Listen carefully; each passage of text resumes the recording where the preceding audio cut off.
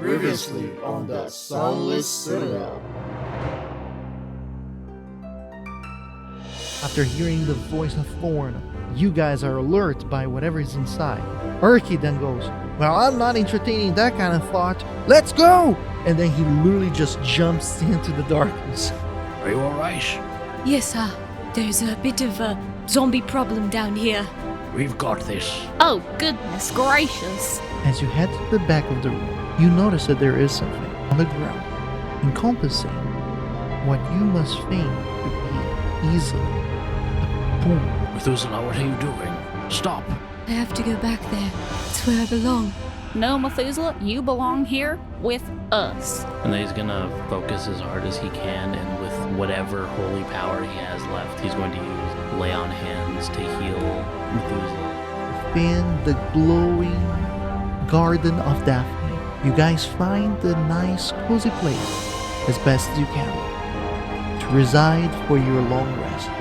You guys gather and then finally take a long deserved rest. Throughout the vastness of the multiverse, there lies a tavern. As you approach its doors, you catch bubbles of laughter that rise and burst into cheers as colorful groups of travelers find comfort in their bonds. As you head inside, the smile of the tavern keeper greets you. They're an otherworldly being with a bluish, corporeal form. They wear attire befitting of an innkeeper, and they have a large, cloudy nebula for hair, speckled with stars, which gently sways with their movement. Welcome to the Storyteller's Tavern, where stories are served like ale and a seat is open for you at every table. Tonight's special is the Sunless Citadel, an epic adventure of high fantasy with notes of friendship, danger, and most importantly, hope. Will our adventure survive the descent into the dungeon, or is there a darker calamity taking root far from the sun's reach?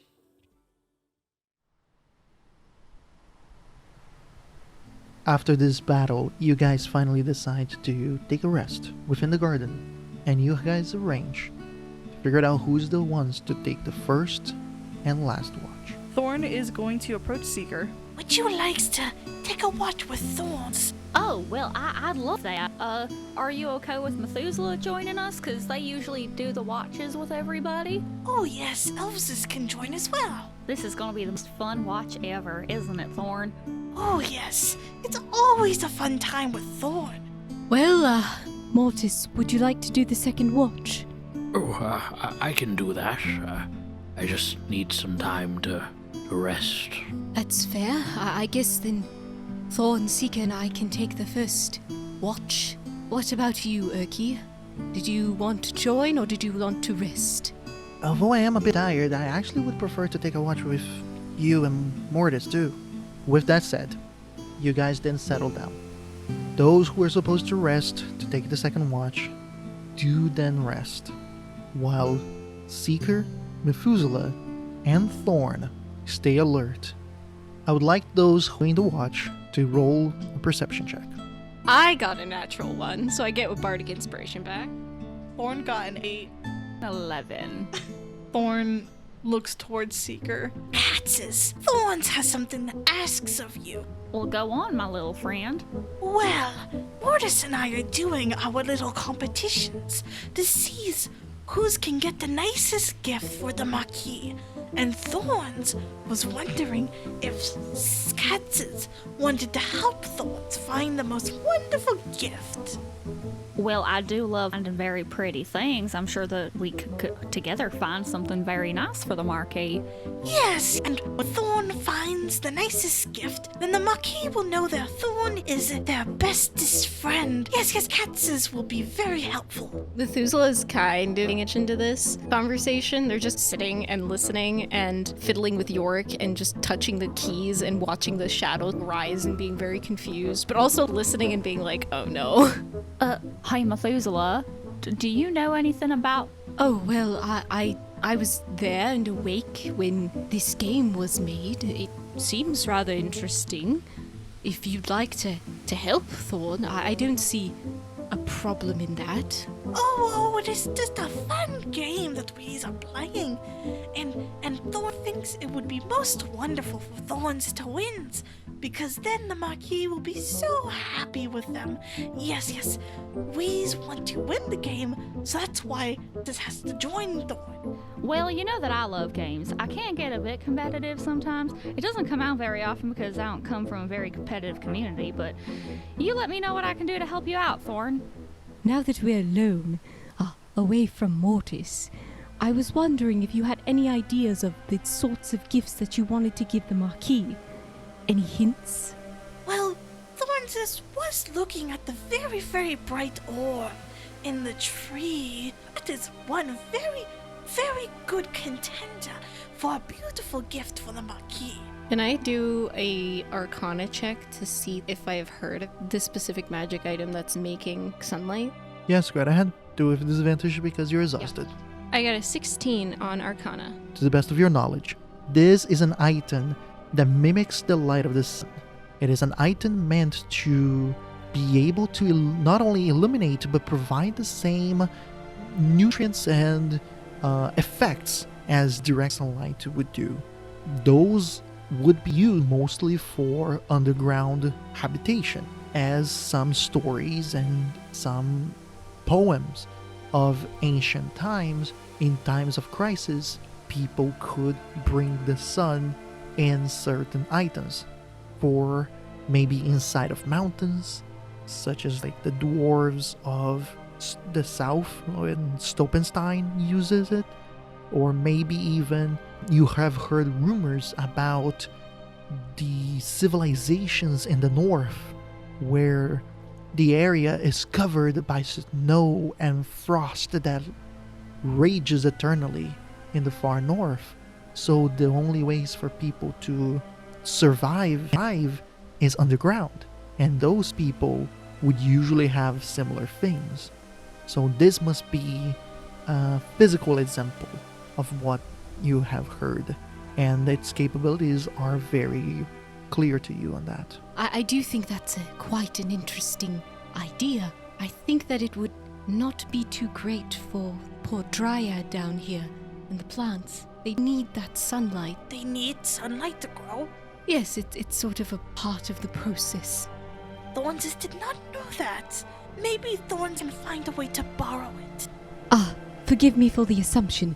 I'm not familiar with the Marquis as you are, but I don't think he has any intention of giving this item back.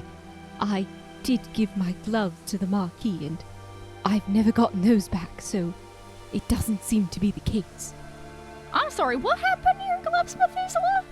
Oh, well, they were given to the Marquis by Thorn, and, I suppose that's all I'll say on that matter.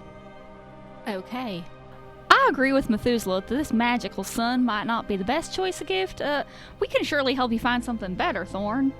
Well, Thorns was thinking that he would convince the friendly tree lady to become friends with the Marquis. I think she would be a good friend for the Marquis. Well, I'm sure the Marquis would appreciate someone like Daphne, but I don't really know if he's the type of friend that she needs. Was there anything I could do to help you? Thorn was thinking maybe if we look together through the dungeons, we can find a special gift for the Marquis together. Sure, I can help with that. I was wondering, Thorn, what do you think the Marquis wouldn't like in terms of gifts? Well, the Marquis does not seem to like Methuselah's very much. Marquis does not like it when people have too many friends.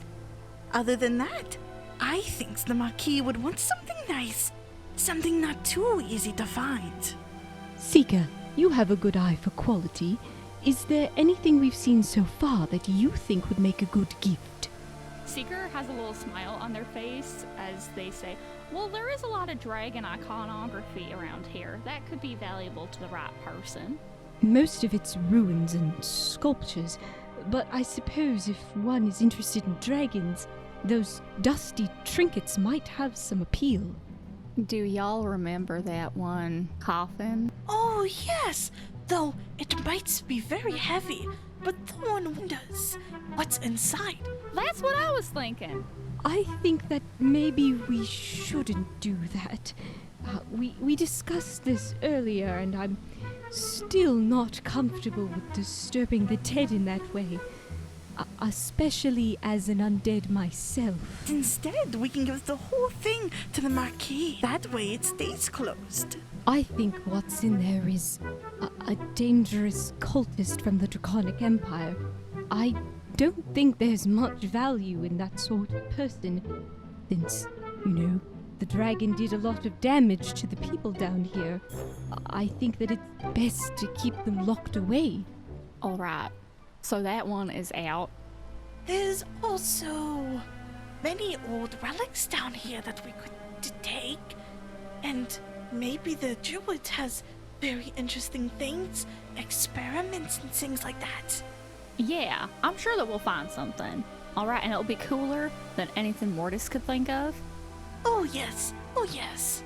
Do you have ideas for this gift, Methuselah? You know the Marquis a little better than I do. Well, I don't think I have any grander ideas than what you two could come up with. I tend to be simple with gift giving. Even items like keepsakes can be valuable when you see value in many things as I do. It's difficult for me to decide. So, if you don't mind me asking, were there any extra special ideas that you had in mind? Thorn is going to glance over where Mortis is sleeping, and he'll gesture for Seeker and Methuselah to come huddle around to me. Thorn was thinking about why he is here. When Thorns was taken out of the place of many colors, the Marquis asks of us to come to this place and get him something very special. And now, Thorn has idea to make it even more special. Oh, what is that? Why give just the apple when I can give the Marquis the whole tree once we kill the druid? How do you plan to give something so large? Thorns was going to claim the tree for us, so Marquis can do with it what they want. It is quite an interesting idea. And Thorns know Marquis will not feed the trees the people. Marquis would never do that, no. Marquis would find a much more fun way to make the tree very nice, and then all of Marquis' friends can have beautiful apples that will probably turn from gold into wonderful rainbow apples. I've mentioned Faith's reasons for coming here to find the apple, right? Faith did mention that Faith was sent to find the apple of virtue, but we weren't told why. Basically, we wanted to plant our own tree in Tom's Rest as a symbol of healing, and as a priestess in training, Faith decided that she would go on this mission with the others. The last time I saw her was when she told me to pick a spot in the garden for the tree, and then she left. And so we'd like to at least get a seed of the apple, if that's alright, especially if something did happen to Faith. I would be devastated if she died in vain. If I had a seed, I could complete her mission, you know? Oh yes, don't worry. Thorns is certain that he will give apples to anyone who wants, and if you need an apple, you can take it before Thorn gives the tree to Marquis. Suppose that's fair enough for the Marquis. Well, now, Thorn, I'm not saying this is a bad idea, but what purpose would the Marquis have for a whole tree? What would he do with it? Thorn does not know, but Thorn thinks that the Marquis will use the tree to make many friends, and they would all be very happy. He would make this place not so sunless, and peoples would come to live here again. I do like the idea that beauty can one day come out of a place like this. You know, a place that has seen so much darkness, especially with the Draconic Empire and all the people that suffered and were enslaved down here. I know that this evil now comes from the druid, but there does seem to be something more, something deeper. I'm not sure what it is. It could be why this place fell so many years ago. Part of me is concerned that even after we defeat the druid, there may still be an evil lurking in the Citadel. Whatever evil there is, Marquis' beautiful light and colors will chase them all out, and then this place will be beautiful again. Right, again, I'm not super familiar with this Marquis, but I don't know. Is giving him the tree the best decision for everyone involved and not involved too? Thorn thinks it would be better than leaving this place to keep rotting. The Druid has not been taking care of the peoples here, so the Marquis will take over and it will be much better.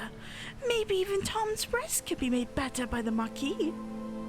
Seeker's just sitting there awkwardly at this point, not really knowing what to say to that. Methuselah realized at this point that Thorn isn't going to turn away from this way of thinking, so he's just sitting in silence, fiddling with Yorick and playing a low tune. Meanwhile, Thorn is going on about what he thinks is going to happen when the Marquis has the tree, how everything's going to be, the Sunless Citadel is going to flourish, and he gets so excited from this impassioned speech that he ends up falling asleep mid-sentence. Once Methuselah notices Thorn starting to fall asleep, they make their way over to him and help him get more comfortable when he's resting, putting their jacket over top. Basically just tucking little Thorn into bed. And then he's going to turn to Seeker with this very concerned expression on their face. It's obvious that Methuselah has a sense of composure over him through the entire watch with Thorn. But as soon as Thorn's asleep, that just drops immediately, and they look very intense. Methuselah, I'm sure you're thinking the same thing as me. We can't let the Marquis get that tree, right? Oh no, not the tree or even the apple. I need to ask you for your help, Seeker. I know you're particularly skilled at borrowing things, to put it kindly, and we need to make sure the apple of virtue or any other powerful magic item doesn't end up in the Marquis' grasp. I definitely catch your meaning, and I'll do whatever I can to help, but I don't think this whole mess with the Marquis will be as simple as snatching some sapphires from somebody's pocket. Might feel a little bad taking stuff from Thorn. I know he thinks he's doing right. Well, if you think about it, you are helping Thorn by not helping Thorn, or sort of sabotaging whatever plans it has. Because this game, it's more for the Marquis' interests rather than the betterment of Thorn. So, by not helping Thorn, in a way, you're helping to free him from the Marquis' influences. You see, the Marquis is like a leech. It feeds off a person's trauma and suffering and gives this false imitation of happiness and doesn't allow people to feel. Relieves the host of pain at the cost of their free will. It's incredibly cruel. Oh, definitely. Working through that definitely made me a stronger tabaxi. Like when my friend Hummer decided to leave Tom's Rest, it was really difficult for me in the beginning. And then when I realized that that was what was best for him, and that he had to go on his own journey, it helped me understand that we're all on our own journey in life, and the cat lady needs us to do different things. But that makes a lot of sense about the Marquis. He doesn't seem like the type to care about anyone but himself. Yes, that's exactly it. So both Mortis and Thorn are part of this game to find a gift for the Marquis, and the winner will be decided once we reach the surface again. The winner is the one that the Marquis will bind himself to. But we don't want either of them to go work for the Marquis, right? Because I don't want Mortis to have to go through that pain. Well, it's not good if nobody gets it, because then the Marquis essentially wins, both of them. I don't think Mortis should have to take on this burden either, but I know he's doing this to help Thorn, and that's his choice. So I can't make any choices for him, but I would say that the best outcome is that he wins. If there's anyone strong enough to stand up against the Marquis, it's Mortis. But really, there's no way for us to really win this? I don't know. With the information we have now, I would like to talk to Mortis to see what his thoughts are. But since Thorn is after you for help, I think you should work against him, finding a gift for the Marquis. I'll do my very best. I don't like this game, and I love games. There's one more thing. Of course. If it were to come to it, if the apple or the tree are at risk of falling into the Marquis' hands, then they should be destroyed. I agree that it would be really bad if the Marquis got the apple, but Methuselah, you need a piece for Chrysantha. I know, but I think that having an evil like that in the world would be worse. If this is the only way to save Thorn from himself and stop the Marquis, we have to destroy it.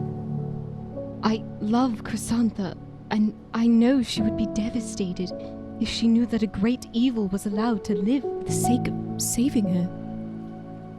I agree, but, I think we would need each other in order to be strong enough to do that. I don't want to put it on Mortis or Thorn, so it might be up to us. Urky's pretty strong. Do you think he'd be willing to help us out? I imagine so. I mean, he's a learned person, so he might know a thing or two about the Fae. We could bring this up to Urky. Although we've known Thorn longer, so if there's anyone I trust with this, it would be you. You have a very strong heart, Seeker, with determination to match. I've been wandering for so long now. Difficult to think that I might have to give up the thing that I've been searching for so long. Noticing Methuselah's sadness, Seeker rubs up against their shoulder. I won't give up. Even though I've never met Chrysantha, I feel a connection to her through you and your music. Faith would love her too, and she knows just how much we need to protect those we care about. Yes, of course. Thank you, Seeker. Alright, well, I think it's probably time that we woke up Mortis and Urky. I can go wake up Mortis if you'd like, and you can go and wake up Urky. I think Thorn is quite settled here. Yeah, I can do that. Of course. Have a good rest. Yeah, you too. Kind of. Seeker's gonna go wake up Urky. You approach Urky, and very easily, you're able to wake him up. What? Oh, is it my turn now? Yeah, it's time for your watch, Urky. I hope that you got a good amount of sleep. Or an okay amount of sleep. Yep. Yeah, I think I did. Alright then. Alright, it's been pretty quiet, so let's hope it stays that way, but if anything happens, feel free to wake me up, alright? I'll do so. Hopefully I won't have to. And then Seeker's gonna go and curl up underneath Faith's blanket, just holding their cat toy in their mouth again. And Methuselah wakes up Mortis. Mortis twitches for a moment, and then he slowly gets his bearings. Oh, my friend. Is everything all right? Yes, everything is all right. I guess it's time for our watch with Urky. Good. Should be a good time. And then he slowly kind of gets up. Can I do an insight on Mortis? Of course, but what are you trying to perceive?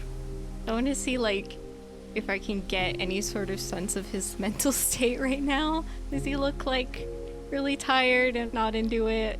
Or, does he look okay? That's 15.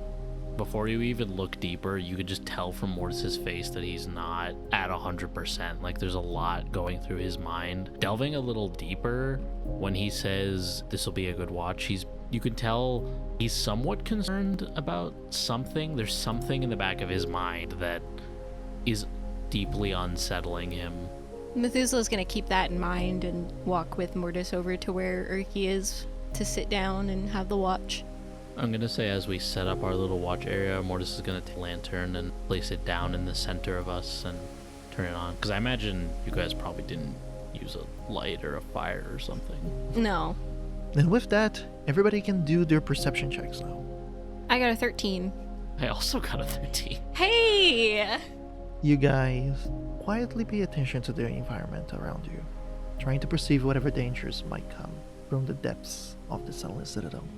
Although Urky is the first one to break the silence, after a little moment he goes, I am quite sure now that what we found just a little while ago is the cause as to why we have been here for so long. Why would you say that, my friend? You see, there are trains of thought in regards to other areas of existence, planes of existence. And one of them, it's one called the Shadowfell. I think I might have mentioned before. If I did, I'm sorry for repeating myself. Yes, you did mention that. Yeah. You sort of described, at least to me, what it is. Mortis, do you know anything about it, or would you like me to tell you? To be honest, even in my studies of the magical arts, I've never come across such a term, but that dark void we encountered, it was unlike anything I've ever seen. You're not wrong, because this is not a full world. And that was just the entrance. Indeed, actually. But, well, for me to do this right, I need to explain to you that it is a place of darkness, a place of what seems to be devoid of emotions or essence. In its own way, it's almost a place of death, but not really. It's as to the lack of true evidence from this place, I'm only working here with second-hand accounts on what people theorize of this place, based on folklore and other experiences that people had with entrance to this. One such as that we found just now. That hole, that lake of dark liquid, I don't even think I can call it water. It fits all the descriptions of what an entrance to this evil place of darkness is. A place to the Shadowfell, a portal to it. And there has been accounts about how the passage of time seems to be longer in some ways. Some people find that it takes such a long time to escape areas with these portals to the Shadowfell. They imagine that finding these places took hours or days. When trying to leave the area with one of those places, it's almost like it takes weeks. So the theory is that the place of darkness slows down time. It's almost like it depresses time to the point that it lasts much longer. As to why we have not yet been able to find a compelling argument, a concrete theory as to it. But if this could corroborate as to the fact that we have been here much longer, we have had rests, full-on hours worth of rest, maybe days worth of rest while in here, when this place is not big enough to be able to last this long. I suppose I can see that. On the surface, I can travel for much longer without really needing to stop. But down here, it does seem like I get sort of tired in a weird way, like lethargic. Technically, yeah. We all have. This place has been contaminated by the effects of this place of darkness, this realm of darkness. To think such a power could influence time itself. This is truly a terrible place. And then both of you notice that Mortis's gaze breaks from the two of you, and he kind of just stares at the ground. In my time studying under she, I learned much about death, how important it is. In a natural sense, death fuels the resurgence of life, but in a void such as you describe, the never-ending death is senseless, with no greater purpose. I cannot imagine a more horrible fate.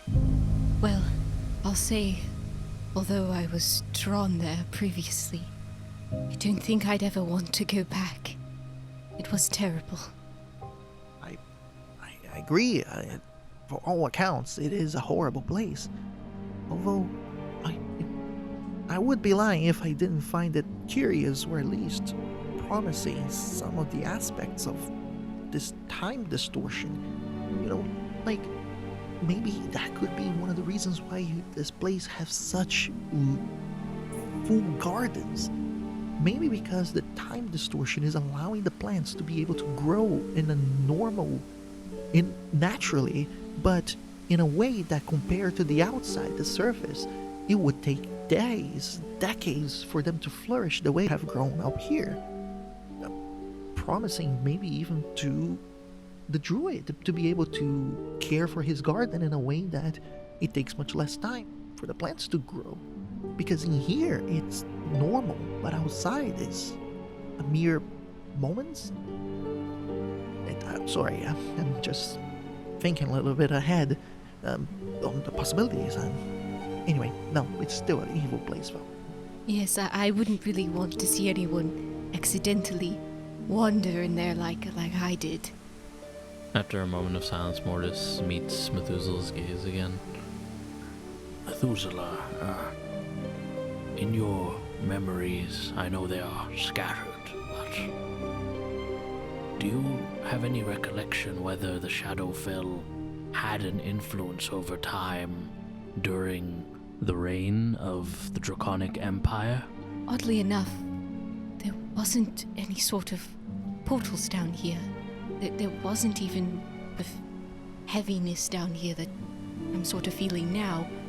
I thought it was originally because coming back to this place, it sort of put a damper on my spirits, but now I know that it was due to this portal. The portal that I went through wasn't anywhere near here, so I don't know if it's even still there, how a portal came out in such a place.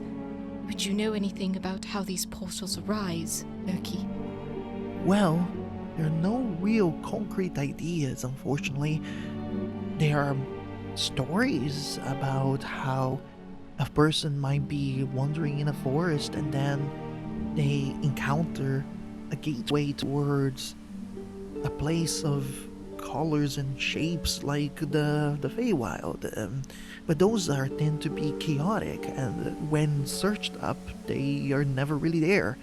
So it could be either folktale, or it could be maybe that there is an erratic motion towards those gateways. I wonder if it's something similar to do with gateway towards this realm of darkness, where if there is either some sort of erratic behavior, some predetermined conditioning, or maybe it's just to do with a doctor that we don't know as of yet. Unfortunately, I don't know much, and this realm of scholarly research is very theoretical still. Can I do a roll to put two and together between the pain that I suffered under the Draconic Empire and the sort of pain that led up to me going into the Shadowfell, to understand maybe there's a correlation of suffering in these portals? Do for me an intelligence check, please. 19, which was actually what I rolled on the other die. Based on your personal experiences and the little that you know about the environment of the Sunless Citadel, you find that there is a promising theory about the subject. It does seem plausible. I suppose this is just me speaking from my own personal account, so take it with a grain of salt, but when I went into Shadowfell for the first time, I was in a great deal of pain. I was dying, so the place here, this on the Citadel, is a lot of pain. Lots of people, servants, slaves of the Draconic Empire, they all suffered. So I'm wondering if maybe there's any sort of correlation to suffering with these portals appearing. Erky kind of ponders a little bit. So you're saying that the amount of pain and suffering in an area could be a common denominator as to these gates opening? I don't know that for sure. I'm just saying what I know. Well, it's as valid as an option and as a theory as any other, to be honest. Different from the gates that I mentioned about the Feywild, the rumors for the gates of the darker realm, it's not as often. It's almost as if they appeared less often. So maybe, if they could be a corrupting theory, I just wish I had a piece of paper to write it down. I'll write it down in my notebook, because I have a notebook. It is upsetting to learn that there are so many entities in our world that feed on pain and suffering. I wonder if there is some sort of balancing factor. The same way that, for example, vermin and worms eats the deceased. Only to them they are eaten by birds and and other animals, and that provides the nourishment to other animals and creates a whole balance. I wonder if there is some sort of larger scale towards that too.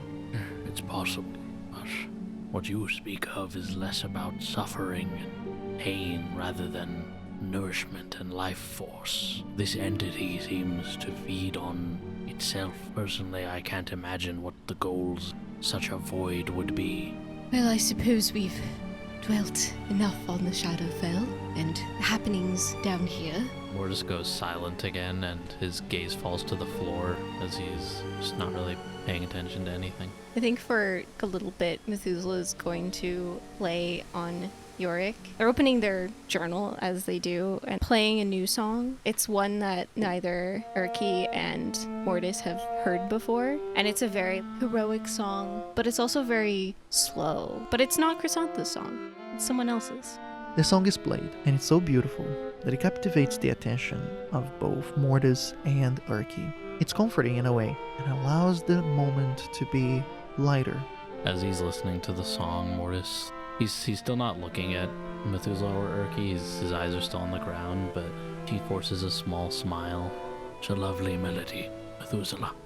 Well, I don't want to spoil it, but if you want to know who it's about, I can tell you. Enlighten me, my friend. It's about you. He has a look of surprise that crosses over his face, and then just looks down again. That's very kind.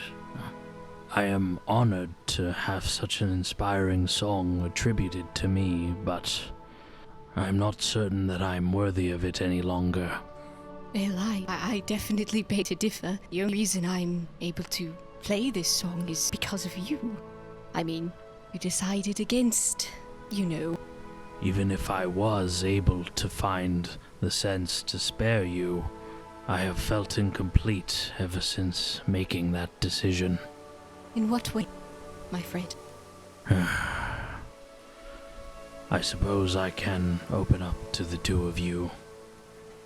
I fear that my crisis of faith has damaged my abilities. In the battles we've faced since the incident, my powers have been less effective. Back in that pit where we encountered the Shadowfell, I called on the power of the gods, and yet my holy smite was not strong enough to destroy the undead who attacked.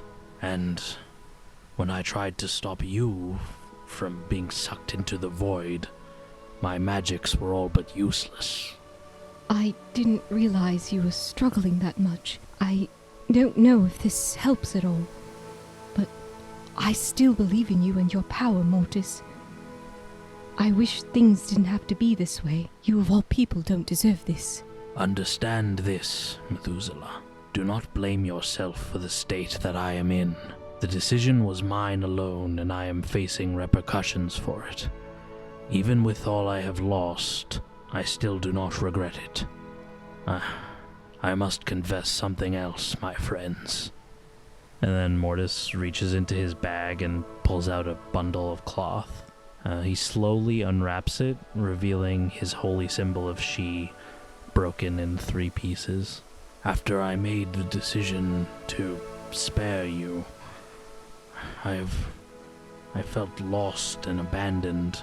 The wisdom of She has guided me for so long, and now I am plagued by doubt. Did you drop it? After Urki says that, Methuselah's hand floats over and gives Urki a nudge of that was a limit. Ow! What? No! Look, in the teachings of Lyrta, there's not really a way to upset her. I think the only way to upset her would be to not be curious anymore. Or have a lack of imagination or a lack of curiosity. Which is very difficult for my people. I recognize it that we are just very, very driven people. That's why I never heard of something being possible. It's just, if anything, it's exactly that idea of lethargic mind. And the only cause maybe to not being interested in you anymore. Although it's very unlikely, it's very rare per se. Only older gnomes may feel that, but usually closer to the time that they are going to rest, to be with the rest of our kin in her footsteps. I appreciate your insights, my friend. I do not know much about the gnomish pantheon, admittedly. From what I recall of the elvish pantheons from my studies in Lestry, elvish gods tend to be slightly more extreme. They operate in balance with one another. She is the goddess of death, one who teaches that all life must eventually end for new life to flourish.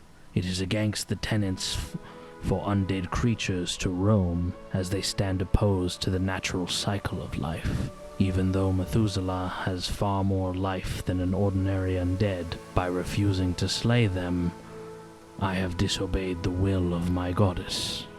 In essence, my oath to she has been severed, and now I am unsure how to regain her favor. I hope this isn't too much to ask. I know from experience that those close to us can help change our perspectives and understand things from a new angle. What do you think Nera would do in this situation? How would she help you get back on the path? To be honest, I'm not sure. So much has happened. I can say for certain that Nera would have been devastated if you had died. She was a lover of life who saw good in everything. And I'm sure she would have helped me rationalize that you have a place in the world. That said, she also understood my dedication to she and the necessity of death in nature. It is difficult to understand, but it is not that I am unaware of the faults and the extremes of she's teachings. As a sworn disciple, it is my duty to undertake the sacred protection of the natural cycle, no matter what.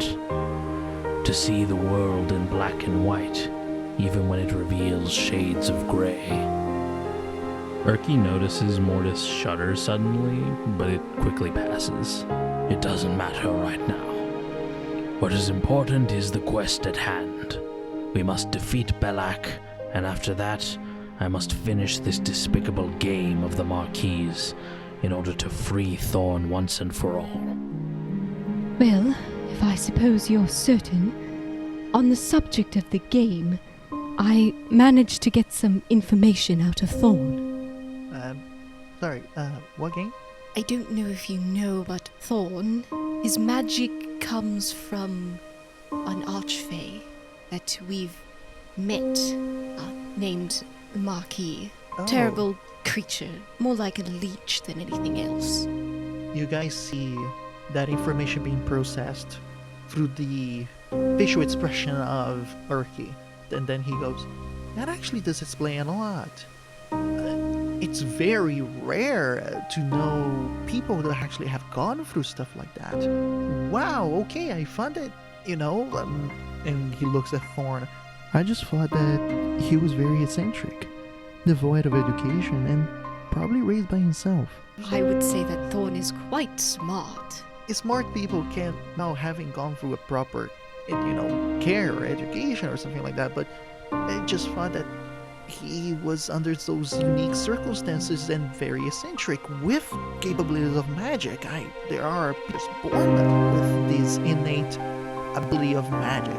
It is possible that an archfey like the Marquis sought out someone with an innate magic connection who was easy to manipulate.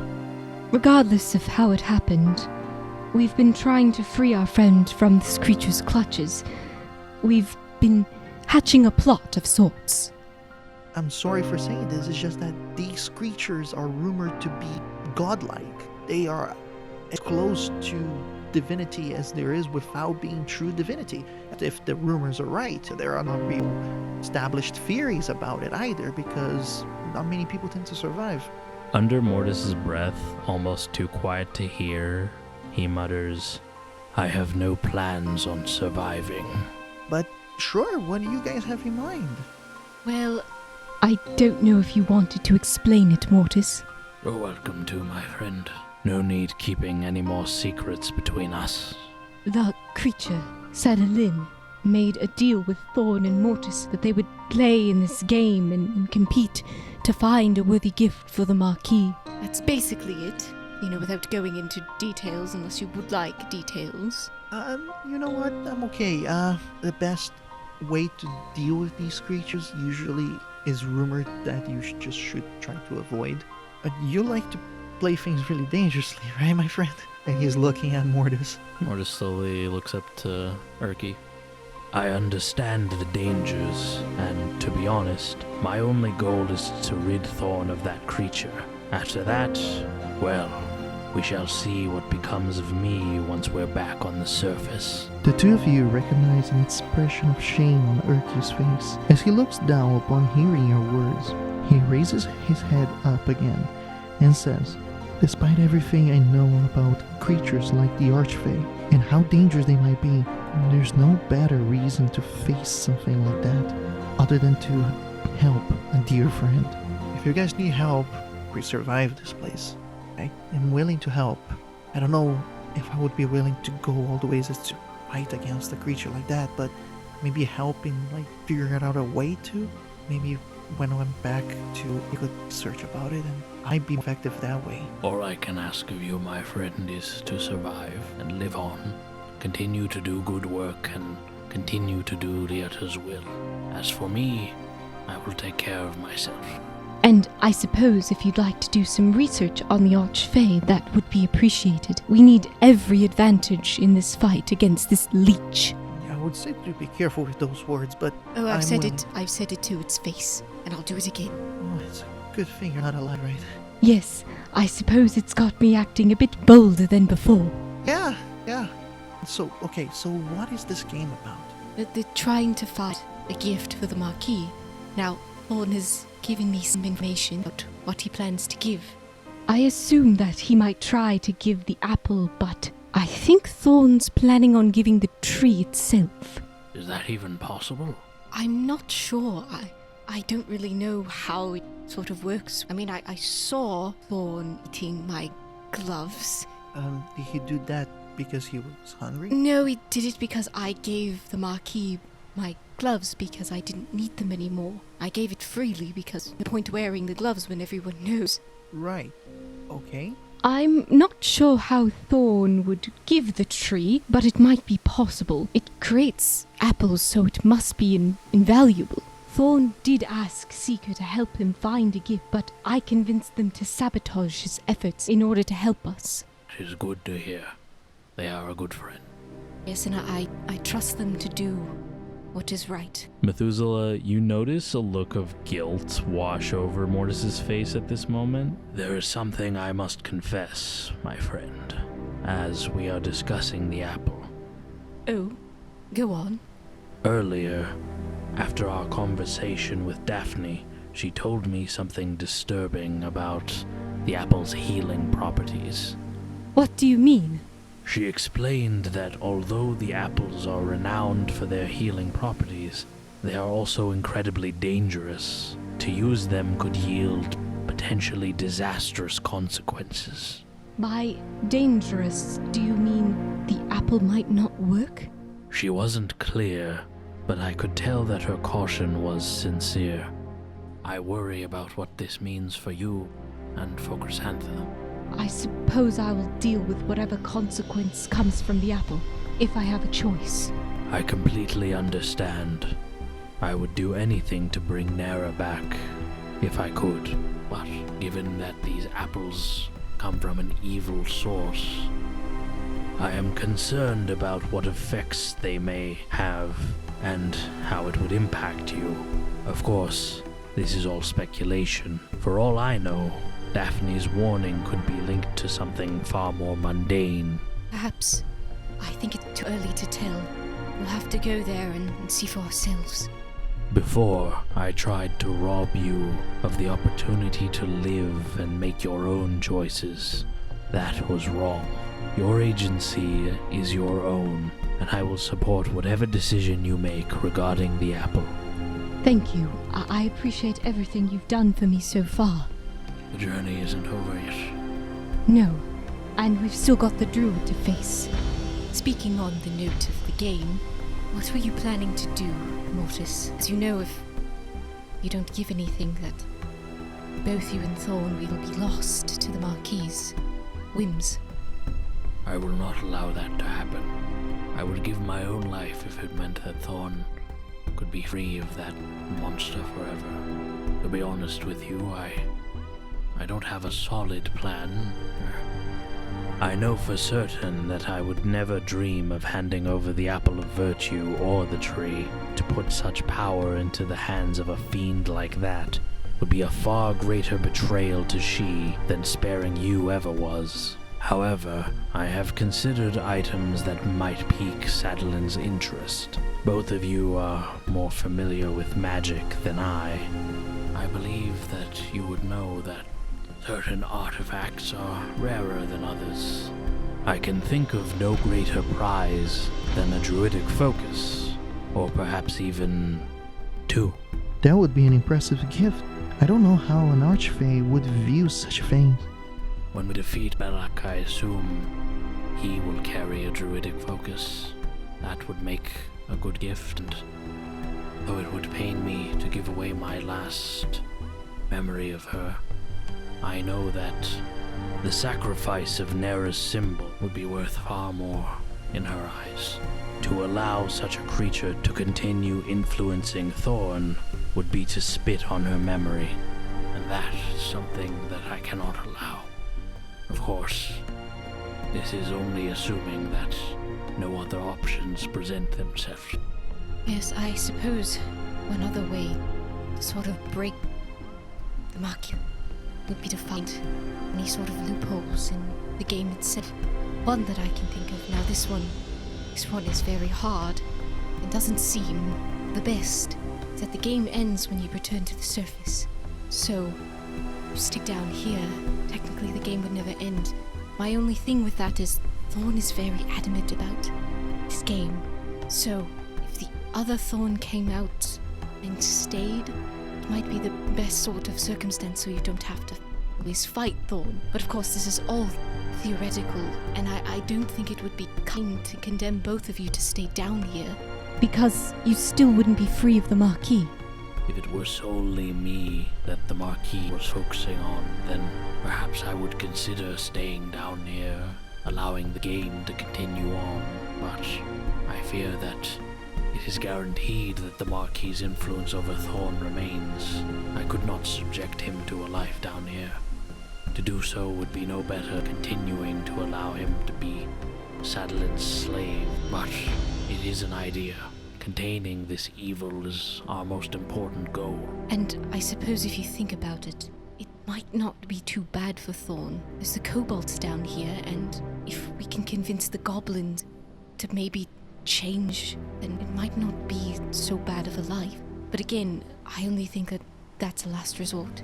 Definitely not something that should be our first plan. As much as I trust Thorn, I worry that the Marquis would slowly eat away at him, even if he were in his more rational state. As I said, my main priority is saving Thorn, and perhaps the best way to do that would be to suggest it to stop from giving a gift. Even if I must give up the druidic focus, it would guarantee that Sadelin would keep his attention on me. After that, it would be easier to deal with the problem. I suppose, but I still wouldn't want to force that on you. He pauses for a moment, retrieves the focus. This thing is just an object at the end of the day. It is not Nera, and the memories of her would still linger on, though it would pain me to give it up. I would deem it a worthy sacrifice if it means saving Thor. I suppose no matter what, the story will always be alive in you. And failing that, I would count on you to continue both our stories in a worse situation for as long as you exist. No matter what happens, I know we will. I'll hold you to that, my friend. And then for the first time in a while, he has an actual smile, but it fades away quickly. Oh dear. You guys are very, very daring people. You should see my wife. She's 10 times more daring than I am.